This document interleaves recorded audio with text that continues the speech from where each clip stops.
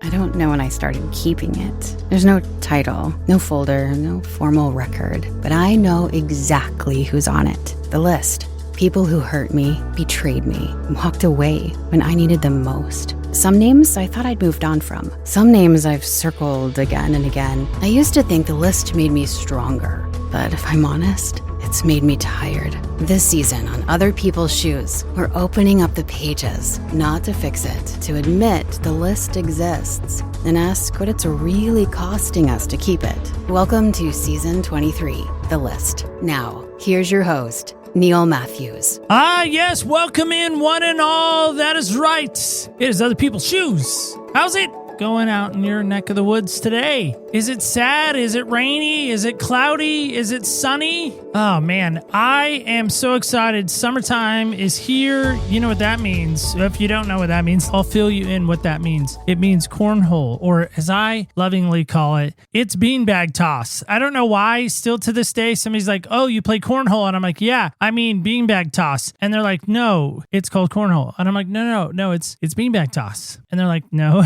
No, Neil, it's called cornhole. I don't know why. I just struggle with the name called cornhole. I'm not bragging, just facts. I'm pretty dang good at it. In fact, a while back, I played cornhole with somebody, and his dad was actually playing, and his dad had to leave to go do something. He was at a camp. His dad's like, hey, anyone want to jump in? I was like, yeah, I'll jump in. And he's like, just so you know, you're down 5-0. And I was like, oh, that's no problem. I'm going to catch up. By the way, I did catch up, and I beat his son, in 4 straight games after that. I'm just saying, I'm pretty dang good at cornhole. You know, one thing I'm not really good at, I'm not really good at the list. All that was a distraction to tell you that I'm still struggling with my lists. I'm working through it. I'm sort of feeling like I need some help still. So luckily for me, we have a friend of a friend of a friend of a friend of a cousin of a friend who is here today to help us perhaps with our list. Help me welcome in my new friend, Patrick. Patrick, how are you today? Well, here's the thing that I didn't tell you in the green room, Patrick. I'm looking forward to when this. I was growing up, I was a very imaginative kid. It was not uncommon for me to have, I can't believe I'm admitting this, imaginary friends, okay? Sometimes I was fortunate enough to find some kids that did want to play with me, and they would want to play some make-believe, maybe some cops and robbers, maybe some war. I grew up on a military base, so we would dress up in our dad's fatigues, and we would go out in the field, and we would pretend that we were Delta Force and Chuck Norris. I took on the make-believe name, you ready, of Patrick. I'm serious. I'm not messing with you. That's not just me trying to get in your good graces. Not what this is. It is. Fast forward, CBS produced a TV show called The Mentalist, and it's played by a character named Simon Baker. And on the show, Simon Baker's character is, can you guess it? I bet you can. Mm-hmm. It is. It's Patrick Jane. Did I refell in love again? Can you refall in love again? Yes. I don't know. I guess you can because I just said it and now it's factual. I again fell in love with the name Patrick. And I considered for a hot second, how hard would it be to recondition everyone to change my name legally to Patrick? I've never watched SpongeBob, but I've heard that. I've heard people say that. It's the starfish. Is that right? I don't know. I'm asking for a friend. Yeah. Yes. I love my name. It's a strong name. It's Patrick. It just starts P with a at the end, Patrick. One of my biggest pet peeves is when you introduce yourself to someone and I say, my name is Patrick, and then they turn right around and say, nice that to is meet why you, when we were you just naming took all the my masculinity daughter, out of we my did name. not want Christina to Chris or Stephanie to Steph, Jennifer to Jen. You can't really shorten Adia to nothing. That's her name. Adia. There's no shortening. You just can't. I guess, but not the same. No. Aid. Yeah, that would be the same. No. Yeah. No, I agree with that. My daughters are Alyssa. Everybody calls her Liz. My daughter, my Alexa, wife is an Elizabeth. Her whole family calls her Beth. It drives me crazy. Aunts, uncles, moms, dads, cousins. No. Really? When she worked at the bank, people called her Liz. And nobody ever said to her, hey, do you care if we call you Liz? They immediately went Liz. I, like 5 years ago, was like, I'm going to try Izzy. And she's like, you can't just drop the Izzy now. Too late. The train has left the station. I was like, fine, Izzy. And she's like, no, it doesn't work. So on to the matter at hand, because we could talk names all day long. Maybe we could talk some good names and some bad names that perhaps we've been called in our life. And maybe that's why we have a list of people, is we have some bad names on our list, perhaps, or, I don't know. We'll see. Help me with this as we get started. This is the fun question of the show. Questions will get less fun, perhaps, as they go along. Sure. This is the fun one. What size shoes do you wear? Okay, no hesitation. Yes, we know it. I did have a guy once, true story. 12. He said he didn't know what size of shoes he wore. His wife always buys them. I think he was messing with me. I think he just didn't want to say. I guess it's really invasive to ask that question. I think it's silly. That was good. Now we get better. You're a sales guy. You've had that in your background, so you always have the good, better, best. So here's the best question to ever be asked. You ready? Never is anyone going to ask you this better question than this. What style or brand of shoe do you like the most? Wow. Okay. Cole Haan. Didn't hesitate. Didn't think about it. Cole Haan. What is the average price of a Cole Haan shoe that you've purchased? Yes. Wow. Everyone listen. Now, when I drop 185 on Jordans, I don't want to hear the hate mail, okay? Just stop it. Stop the Twitter feed. Stop the X, whatever it is. Stop it. Hey.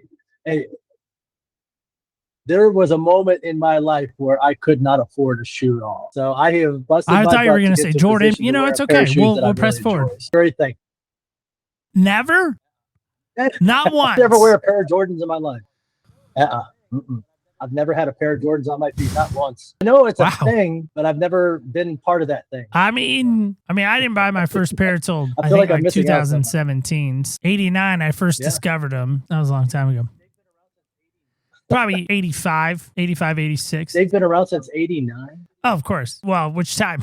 So he retired like in 94-ish, and then he came back after his hiatus, his sabbatical, or whatever you want to say, his gambling suspension, whatever people want to say into that, which I don't subscribe to that. Yeah, and then he played for, I think, some more time after that. So he really retired, I think, in 2002. I think he was done.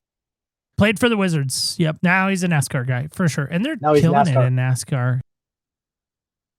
Good times for MJ. On to the matter at hand. Oh, man. This whole idea of a list, I don't know what I was thinking. I'm just being candid, Patrick. I thought it was a great idea to confess to the world that I had a list. And then, what I do as a creator, as a podcast host, is I go to social media and I then share it with everyone in this American Idol feeling like sort of casting call. Who's with me? Who has a list? Whose hands up? One post in particular still blows my mind. Got over 77 comments, which, for little old me as a creator was like, wow, I might be onto something with this idea of a list. And then my good friend Jessica Lewis recorded this great introduction talking about a list, how we can't get rid of it. And we seem to not be able to take names off of it, just being inundated still with folks saying, I have a list and I want to talk about it. If you were to think about who is on your list of people that you seem to not be able to forgive, who might be on that list?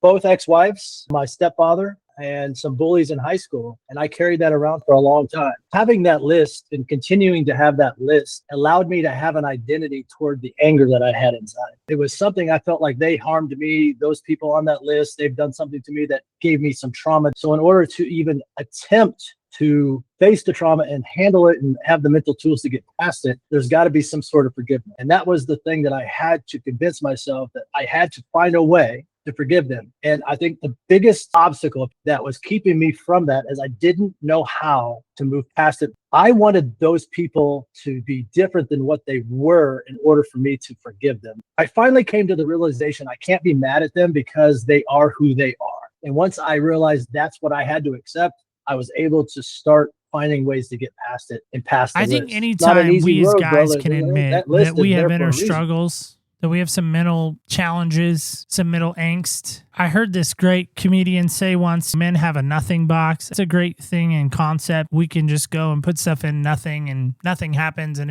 we're just sitting idle. I don't know too many guys, the more I'm around guys, that's true of. Usually we have something that we're dealing with. There's always a tab open. I always make the joke, my wife has like 80 tabs open and I have like 5. This idea of forgiveness is so hard. You talk about ex-wives. Your little form that we sent out, you talked about your stepfather as being someone that would be on your list. If you were to get still and to get quiet and to really push away all the distractions, who's the hardest person do you think there is to forgive?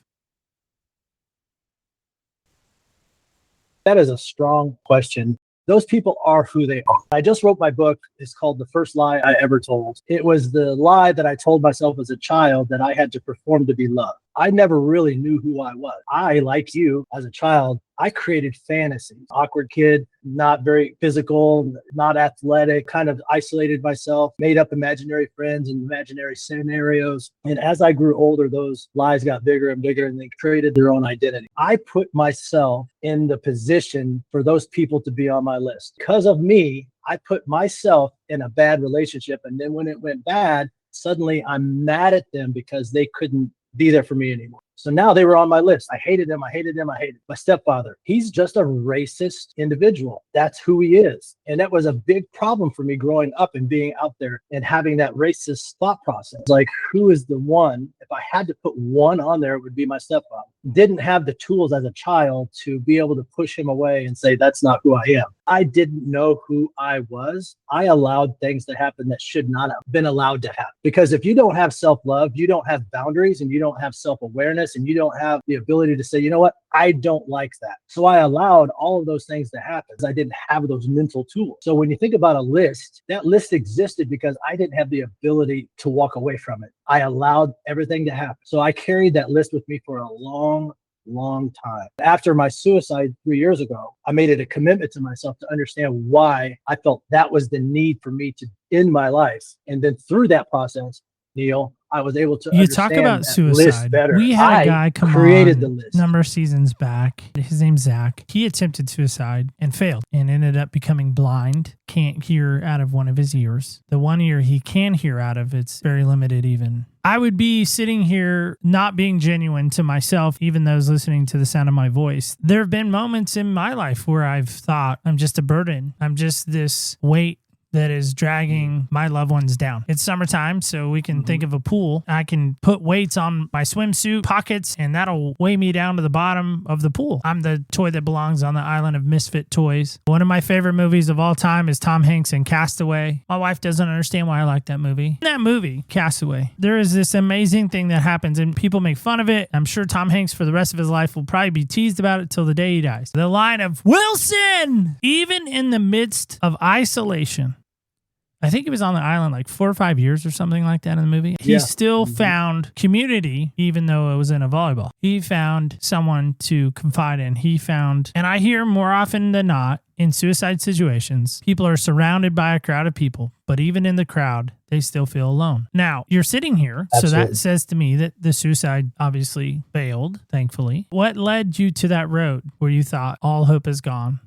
After my second suicide attempt, I did to myself, in all accounts, I shouldn't be here. But for some reason, God continues to say, hey, it's not your time. I did one 25 years ago, which was more of a cry for help. In February of 23, I went to a psych ward for a week. In that psych ward, have you ever seen the movie One Who Flew Over the Cuckoo's Nest with Jack Nicholson? In there, he's looking around like, how and why am I here? And that's how I felt. I was looking around and all these people that needed help, obviously. Why am I here? And I felt like I needed to start telling my story. So that's when I first started podcasting. And still was not prepared to talk about it so openly because I still hadn't had the mental tool. I kept looking in stories like Robin Williams and all the silent people out there that you would have never known. They're on stage with a big smile on their face. In the back room, they're lost, they're dark. So that fascinated me. My cousin Jeffrey did something very similar. Just the life of the party, went home one day and that was it. On March 19th of 2023, I was doing a podcast about Robin Williams. During that podcast, I was replaying his interview with Diane Sawyer on ABC, his last interview before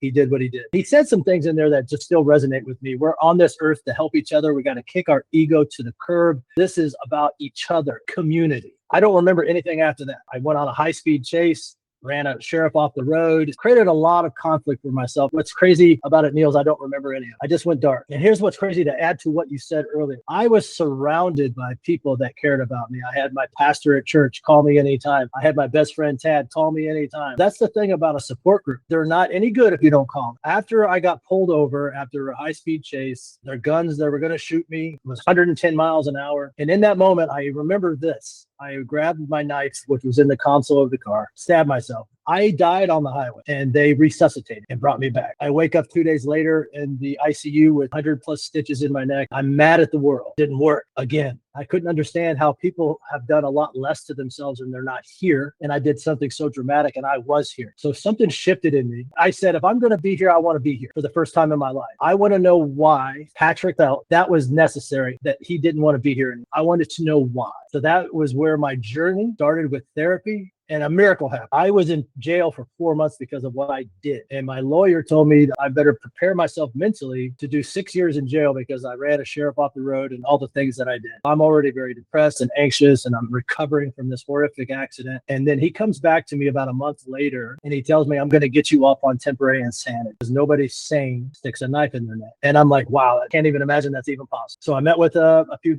therapists and psychiatrists. Lo and behold, this is the biggest miracle of the whole story. They said, if you agree to 1 year of therapy, we will drop all the charges and they'll never be on your record. And I'm like, how fast can I sign up? Like, let's go. So I started my therapy journey. I got out of jail. And 1 year later, my charges were expunged. But I didn't stop there. I wanted to know why. That's how I met Greg. So therapy was like a warm blanket. It gave me a lot of opportunities to kind of look at things differently. I went through outpatient therapy in a room with other people and going through their issues. It allowed me to slow down and have capacity to listen to other stories. All the way up until then, Neil, it was all about Patrick for 55 years. Patrick. Now it wasn't about Patrick. When I got through with therapy, that's when Greg and I connected, really deep diving with NLP, neuro-linguistic programming, language, and how we interpret it and how we process it. And it really helped me plug in some of the holes that I was missing, understanding myself better and having that self-capacity, having self-awareness. And for the first time in my life, we had somebody also on this season specifically that had spent some time in federal prison. I made the comment to him. I said, I'm sure you have a list of people that you have struggled to forgive. And he goes, yeah. And I go, I just wonder how many people would have you on a list that they can't forgive you. And he goes, oh man, I can't even imagine. He was part of unarmed robbery, held up McDonald's of all things to hold up, not throwing rocks, but just, I'm thinking there's probably better places. What would you say to those people that you scared? They probably thought they were going to die. And so I just wonder, so many times we think about the list of people that hurt us. And that's an easy. I almost feel like now that we're almost done with this season, it's almost a layup. Like, yeah, I have a list. And again, to your point of what you just said, you spent most of your life thinking it's all about Patrick.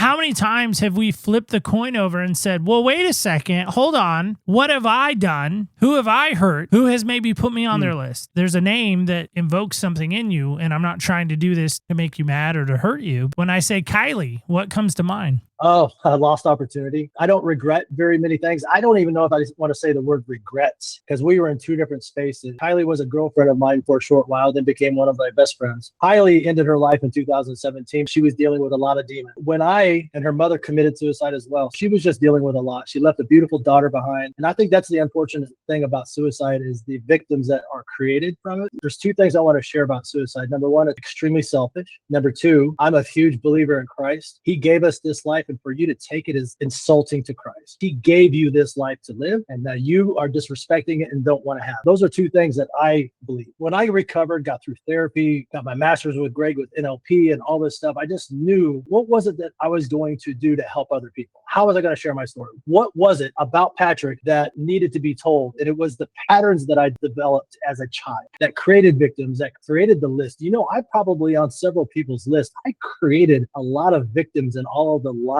that I did in my life. Here's the thing about lying. You have to tell another lie to cover that lie. And then if you continue to do that on a long period of time as an adult, you create an entire lifestyle of lies. How you create victims is like Neil's like, hey, Patrick's a really cool dude. And then you go tell your buddy John, you should meet Patrick. He's a really cool dude. And then it goes on. And then one day you guys wake up and you realize Patrick's a fraud and you guys feel pissed off because you're a victim now. And then suddenly I'm on your list. That's what happened is I just created all these victims with all of this. I was on my way to Florida trying to figure out what I was going to do, how I was going to create this company, what the company's name was going to be. There's a song by Pink Floyd called Wish You Were Here. And when I was dating Kylie, there's a lyric in the song called Wish You Were Here where it says, we're just two lost souls swimming in a fishbowl, going over the same old ground year after year, just lost. She said, that's our song because we're just two lost souls trying to figure things out. Patrick was all about Patrick, and I was too self-absorbed to realize that she really cared about me. I didn't pay attention. When that song came on my way down to Florida, I said, I'm going to name this company Kylie for two reasons: as a tribute to her, for all the people that weren't heard weren't listened to, people that weren't seen. And because my life was so far out of focus for so many years, Kylie became an acronym for keeping your life in focus. And that's what this is. Greg and I agree on one thing amongst many, is I don't think having a balanced life is true. It's real. I don't think life doesn't come at you balanced. Keeping your life in focus is what I was mentioning to earlier about having self-awareness to know, hey, this isn't right. I'm going to step back. I've got boundaries. I want to be able to do this. The list on my side, I created it. I can't blame these people. I created the list. I had a shit life that I created. Those out there that I'm on their list, I don't blame them. I had a version of Patrick that was junk. You had a version of Patrick that trash, that lied his whole life. So I don't blame you for having me on your list, because you don't know the Patrick I am now. If you have the opportunity to get to know me now, you would probably take me off your list. I just think there's so many times in life that forgiveness feels untouchable. The more I talk to people, the more I start to discover forgiveness feels much like the horizon. We can see it. We almost admire it. That sunrise, that sunset. We're like, oh yeah, wow, beautiful. Oh, wow, what a painting that is. And we respect it and we're like, oh, that's beautiful. That's not for me. I can't forgive that person. I don't even know how they can forgive me. It's this concept that we seem to not be able to touch. Our 400th guest, I keep referring to past shows, not because I'm trying to get you to go listen to past shows. That's not what this is about. But they just seem to keep coming up in my thought process today. We're about to hit our 400th episode. And I know just because I've recorded it already what it's going to sound like. So I can't wait for you to hear it as well. There's a key point in that episode that I really want people to key in on. And the key point is this. Who taught Patrick how to forgive? Because here's where I'm coming back to. Okay, sure. That's an easy answer. That's a layup. Not that there's a better answer. My daughter's left-handed. When she went to tie her shoes as a kid, I couldn't teach her how to do that. As much as I wanted to, as much as I tried, she couldn't get it. Couldn't tie it left-handed. I'm right-handed. I couldn't do it. And the other day, she tied her shoes. She's brilliant. She's like her mom. She's super smart. Then I was looking at it and I was like, that's not how you tie your shoes. She goes, no, it is. Look, watch. And she did it again. And I was like, nope. That's not the way you do it. And she goes, all right, show me. And so I had to go grab a pair of shoes that would tie, because the shoes I was wearing, I never tie. And I was like, look, this is how you do it. And she goes, no, Dad, that's not how you do it. And that's what I'm asking is that if it's like tying your shoes, I look at it almost like that. There's ways to do it. There's a right way. There's a wrong way. I just feel like no one growing up taught me how to forgive. My mom was really good about when I'd hit my brother, hey, go say you're sorry. I'm sorry, Corey. I didn't mean it.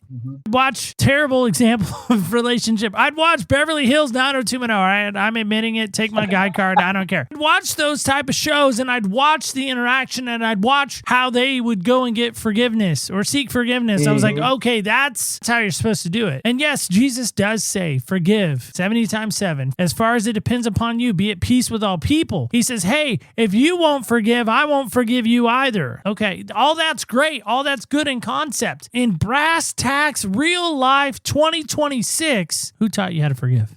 I hadn't got a lot of sleep and working really hard on a new podcast and also on a book. I was running late for my barbershop job that I normally do during the day, and I've been doing hair for 18 years. I ran to Waffle House to grab some food to go. As I'm in there, it's very busy, packed, and I go to the bar. All I did was place an order to go, and the waitress there, as I'm sitting there in the bar on the stool, the busboy, an older gentleman, starts yelling at me like, get off the chair. I haven't had a chance to clean it, da-da-da-da-da. And it just set me off. And I said some choice words. So I stood by the door. He keeps yapping away. And then he cleans up the area. Then he tells me to go back and sit down. Just stop talking to me. I was rude. That bothered me all day. I lost sleep over it that night. And I said, you know what? It's not the Patrick I want to be. I went back the next morning hoping he would be there. And he was there. And he had that look of like, oh my God, what do you want to say to me now? This is an older gentleman and he obviously needs the job. He's a busboy at Waffle House, for God's sake. Okay. That's somebody's grandfather. That's somebody's father, somebody's brother. And I went up to him and I said, listen, I was here yesterday and I was in a really bad mood. And I said some things to you that you did not deserve. Can you forgive me? And he looked at me, he goes, yes, sir. Took his hand and I gave him a $20 tip and left. I was instantly relieved. I was just like, that burden was off me because I don't want to be on that man's list. Next time I go in there, he spits in my food or whatever. I don't know. Who taught me how to forgive? Yes, my faith and my belief in Jesus, but there's more to it. It was the church that I got baptized with in Las Vegas, my pastor friend, Jonathan Pitts, the whole environment talking about that because I was going through a really tough time called finding closure. And I wasn't able to find closure because I wasn't able to find that forgiveness. So I realized that closure doesn't come from somebody else. So let's say if you and I have a beef and I'm expecting you and me to forgive each other and I have closure now, I can move on. I discovered that closure is not coming from Neil. It's not coming from a conversation with you. Closure is coming from my inside ability to forgive you. In order for me to have closure, I had to find forgiveness. I feel like they're hand in hand. That is the challenge that I keep running into is I feel like nobody has taught us how to forgive. Nobody says, go back to the bus guy, the Waffle House. Nobody does that. That's my problem is, listen, if I make somebody mad, I would hope somebody should be able to say, that really hurt my feelings that happened. Yeah. Reality is I feel like that is the other part of it is we don't know. We don't know that we stepped in front of somebody. We don't know that we've made somebody mad. That's what I'm trying to get at is we don't forgive well. Christian, non-Christian, Hebrew, Mormon, LDS, Jehovah's Witness, Islam, like, I don't know what your faith denomination is. Frankly, Scarlett, I don't care at this moment. Genuinely ask yourself this question. Who can't I forgive?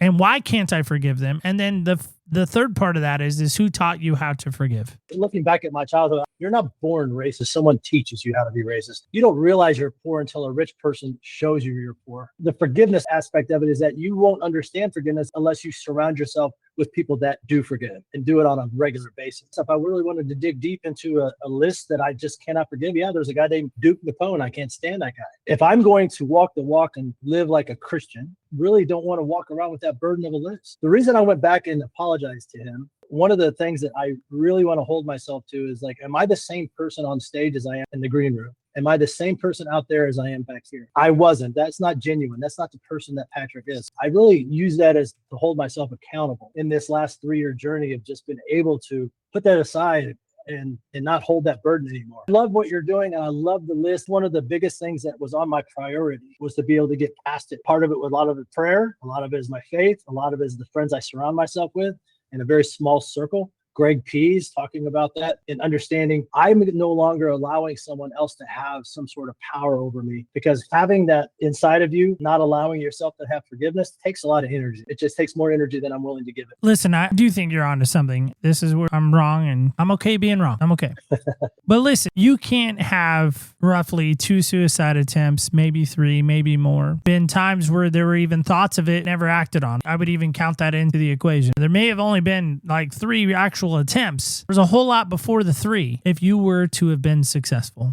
I wonder how many people would have had you on the list of, man, that guy Patrick, he chickened out, he punched out, and I'm mad at him now. Like I was saying with the guy earlier in the season, he might have his own list of people that he's mad at and can't forgive. The flip side of that is he's probably on some other people's list of people that they're like, man, I'm never going to forgive that guy. To me, suicide is one of those things that is absolutely so 100% scarring. It's permanent. But also communicating that to our loved ones to say, hey, I've been there. It's really dark. I grew up very much afraid of the dark, super afraid of the dark. Even to this day, I don't love being in the dark. If I am in the dark, or if I'm in a dark alley, dark city, especially a city I don't know, big city I don't know. Medford's not that big, everyone, just so you know. But if I go to big bad Portland, 5 hours from me, everyone thinks I'm always in Portland. People are like, wait, you're not in North Carolina? Stay with the story.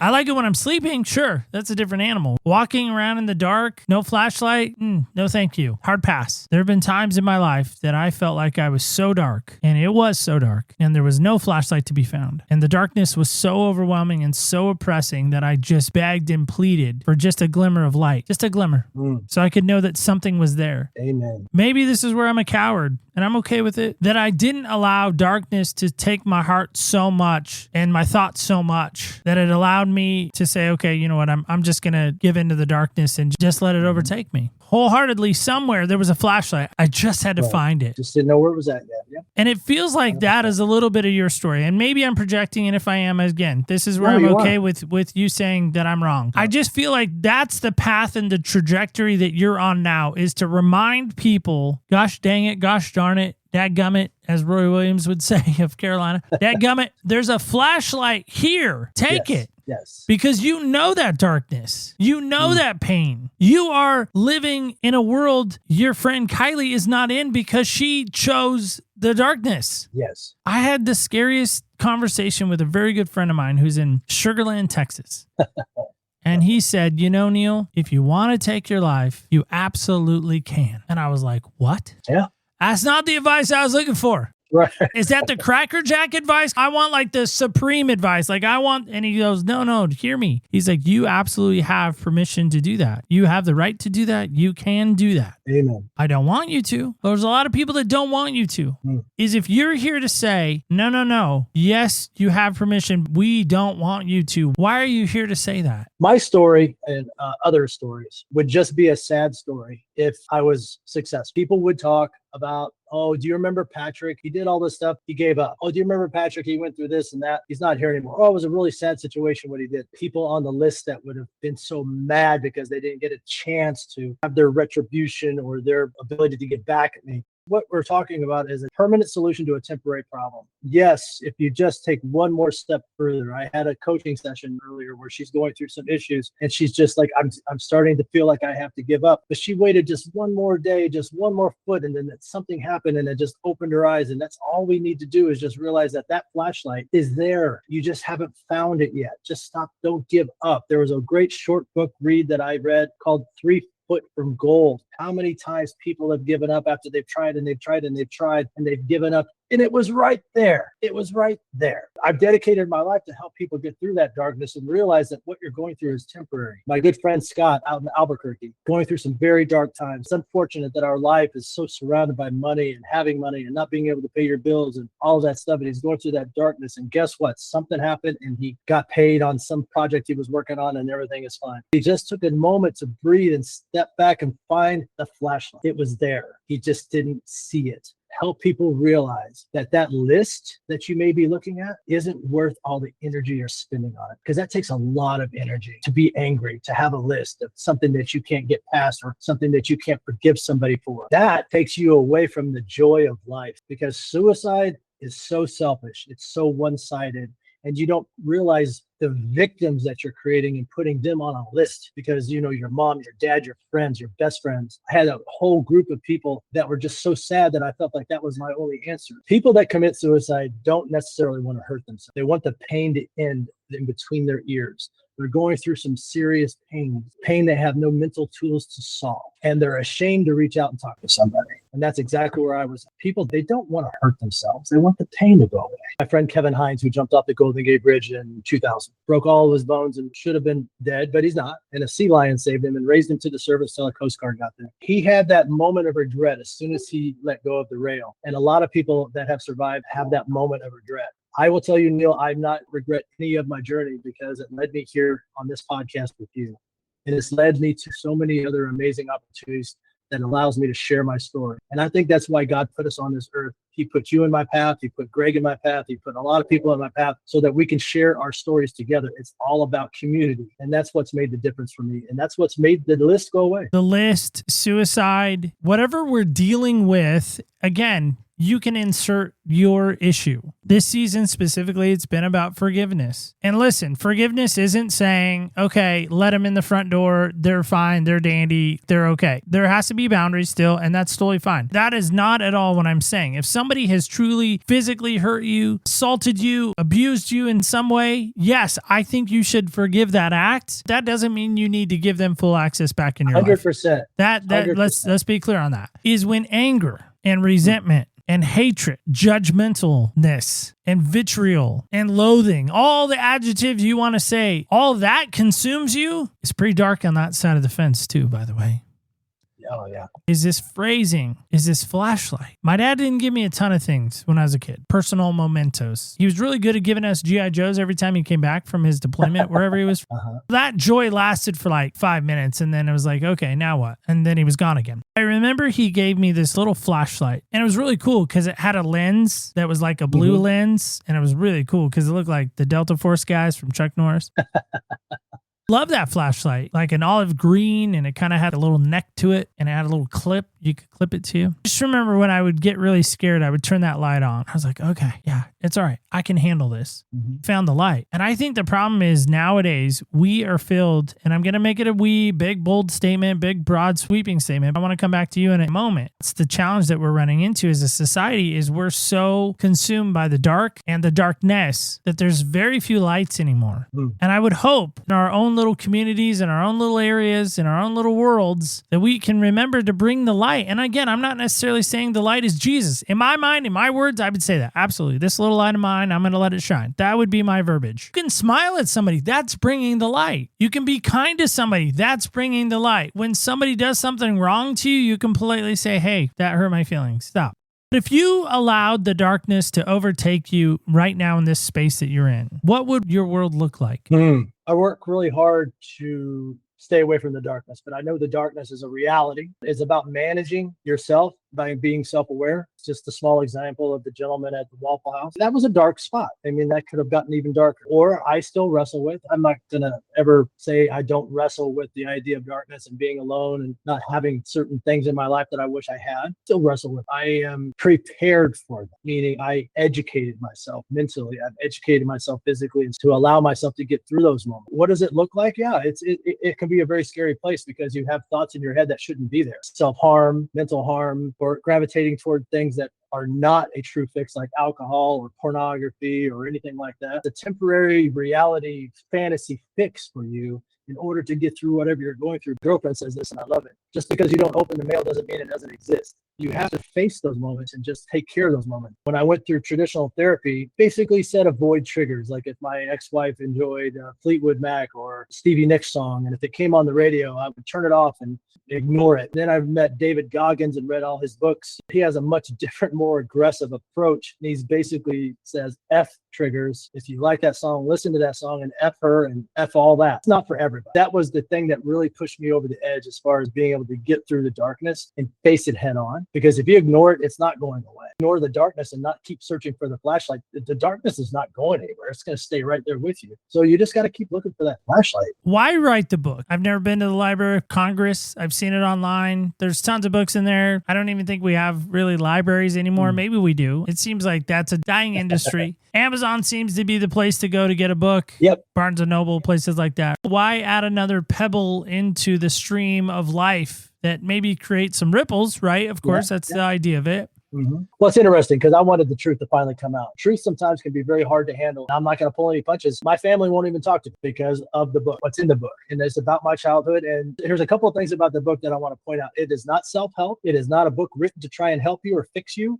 It's a book that hopefully when you read it, you see yourself in it. It's a mirror, if you will. I led a life of lies starting as a child, creating a fantasy. And then it got all the way to a point of adulthood where I actually literally, I don't mind admitting this, my name Lomantini, I created the name because I didn't like who I was. My actual born name is Patrick Morris. 1989, I created the name Lomantini because I wanted to create an entire identity of who I was. And so in creating that entire identity, I created so many victims because in order to create an identity that large, I had to distance myself from my reality family and the family that I was creating in St. Louis. So there was a distance. Those two worlds could not collide. So I kept those two worlds separate for 10 years. I did so many crazy things in my life because I thought that the only value I had was me performing. By my performance, that was my love. That was my love language. You didn't love me unless I did something for you. Went on throughout my entire life until it ran out March 19, 2023. So all my life, I was sweeping things under the rug, not paying attention, sweep it under the rug, male stripping, being totally ridiculous with my life with drugs and alcohol, marrying people that I should not have ever been married to, ignoring the people that truly did love me, and just creating all this stuff, going to federal prison for 2 years because of a bank fraud situation with a company that I owned that was made out of a complete house of cards. So yes, telling the book was to show people this is how crazy the world can be and how gullible it can be because someone lied really well. So it goes through the arc of me like ending my life because of everything finally being exposed to me trying to fix it. And how do I fix it? And how do I start? And where do I go through therapy and all these various things? Now I've created a company called Tylee, and now I'm actually coaching people to get through the stuff and not end up where I was. Greg asked me a great question. Who are the people you're trying to help? The people that are having a problem, people that are going through darkness, or they're on the edge of the cliff ready to jump. I said all the above because I've been through all of it. I've been through the beginning at the darkness and the jumping off the cliff. So to answer your question, why write the book? Because the truth needs to be told. And it's a hard read. There are some things in there that are going to be like, I can't believe you did that. and I got away with it. It's one of the craziest things I ever did, but I am happy I did it. Hopefully people will read it. I mean, that's the goal, right? We want to get eyes on it. We want to get ears in it. Are you on Audible with it? Yes. It has to be an Audible book nowadays, right? I only listen to books. I never read them anymore. I didn't want it to come out like a memoir. I didn't want it to come out as a self-help. This is how you change your life. This is just my life and how bad it got. This is where I'm at now. Hopefully it resonates with people and I can help them get through their list and help them find forgiveness and closure and live a healthy, happy life. Who is it that you would hope would read your book and maybe call you and say, Patrick, I owe you an apology? That's a great question.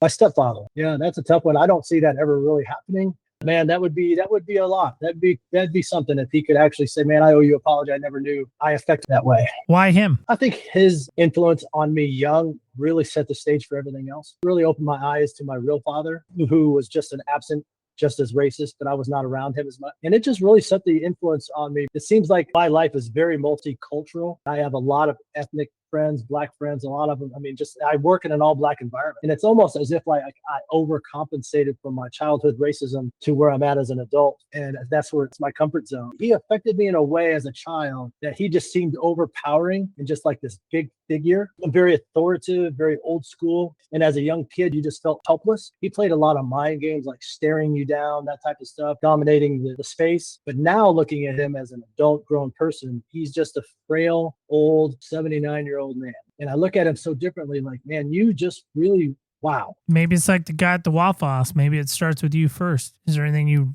want to say to him? Wow. I mean, that's interesting. I was having an interview with a girl named Jamie, and we were talking about my covert narcissist wife, ex-wife. And she said something really interesting, and maybe, you're onto something here. I was telling her about how she would belittle me all the time. And she made a comment, well, you were an active participant in allowing her to do that, meaning that you didn't have boundaries. You didn't have self-awareness to where you're like, hey, you know what? I don't like the way you're talking to me. You're hurting my feelings. I don't know about me starting that one first. Maybe that one's the tough one. You did that to me as a child. I don't know. That one's a tough one. He might still be on the list. That's a tough one. Sometimes it starts with us. Yeah. Sometimes it starts with us taking that first step to say, you know what? Things weren't perfect. My mom is really good at saying that she was the failure. She made all these mistakes. She did the best she could with what she knew how to do. A pop song, I know how the chorus goes. I know how the bridge goes. I know how the background music goes. I know how all of it goes. And at the end of the day, I finally just had to say to her one day, I said, listen, you did what you thought was best.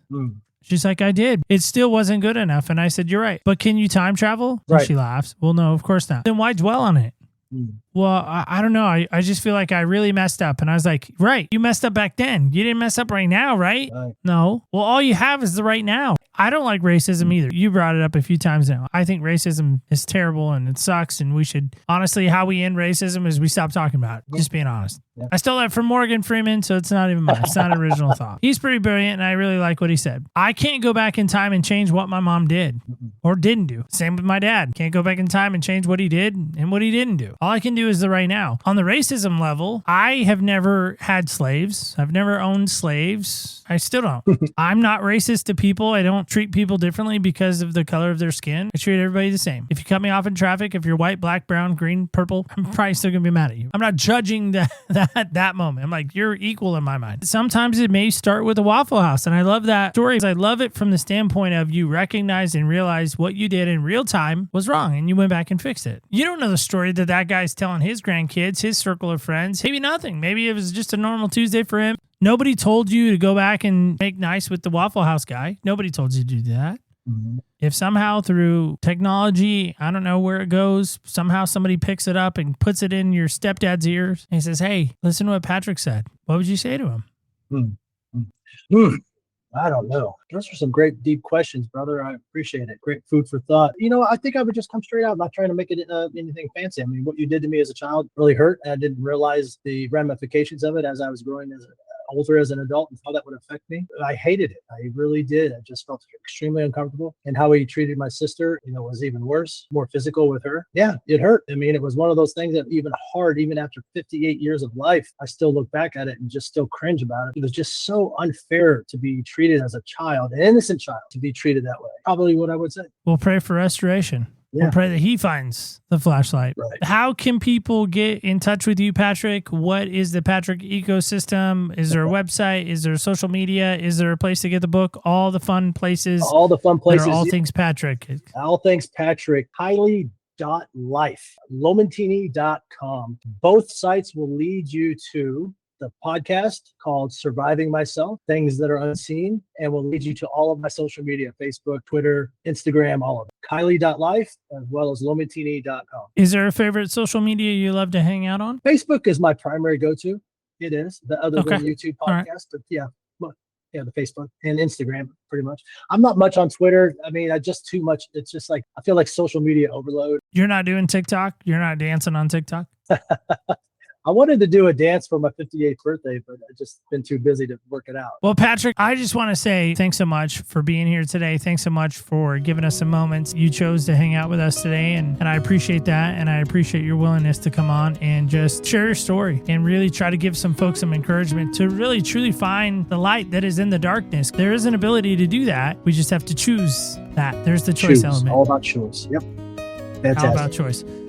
Absolutely. Thanks so much for being here today. Really appreciate you. All right, guys and gals, kids and campers alike. That is it. That is all. That is, in fact, that's right. That's our show today as we say goodbye for now. Here's a question as we start to get ready for August. Next week, big day. Not season finale day. Episode 400 day. As I mentioned to it in the episode, I alluded to it. Before we get to 400, we got to step back for just a quick second. I wonder if Patrick would echo this. I have a sneaking suspicion he would. I want you guys to do this. Next time you're outside of your car, or maybe you're on the outside right now, like you're on a run or you're on a hike or something, just do me a favor. Just like stop what you're doing just for a quick second. I want you to draw a horizontal line in front of your feet. Just this imaginary horizontal line. All right. Did you do that? You got that? You got that nailed down? All right, great. I want you to just look at that imaginary line. This is going to take imagination just for a second. Now I want you to take one step forward. Okay. Now here's the thing. You can't look back at the line. You can't. It's gone. It's done. That line is now past. It's in the past. There's no going back to the line. I think so many times we want to go back. We want to go back. We want to go back in time. The reality is we only have the right now. There's no going back.